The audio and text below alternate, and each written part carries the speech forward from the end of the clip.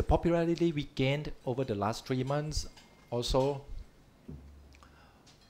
I would not take the whole credit for that. I think it is because the people in this very country has been oppressed for so long, and they are looking for something new. Ever since I grew up in Thailand, it's almost like you're either one color or the other. The divide between the two sides has been so intense that sometimes I feel like, am I wrong that I sometimes agree with one side on certain things and agree with other side on certain things? Right? The divide has been very adversarial, and I want to make sure that we go beyond that gang politics. We, as the new generation, must create the new culture by respecting the rules and regulations to set good examples and standards for other generations. At the same time, Thailand is in serious need for what we call reform of due process and rule of laws. We all need to stop witch hunting. Those who think different than us, all must be equal under, before the law. I mean, my heart rate is about 117 right now, so forgive me if I kind of mumble a little bit this evening.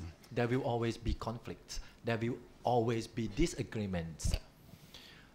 The problem is that you don't have to solve this conflict with the power, with the undemocratic power. You don't have to solve this conflict with barrels of the guns. You cannot. When people look at me, sometimes they think that I must have exactly the same view as one of my relative who has been in Thai politics that looks a lot like me, unfortunately.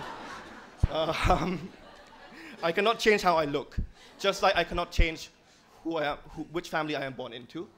So I want to make sure that from now on I pledge to never use anyone's surnames or anyone's any factors that one cannot control, whether it's gender, your social status, etc., as a base for political arguments. Thank you very much. You guys making Thai politics very lively today. We are waiting for this day for a long, long time. So thank you. Thank you. Kunek, would you like to start?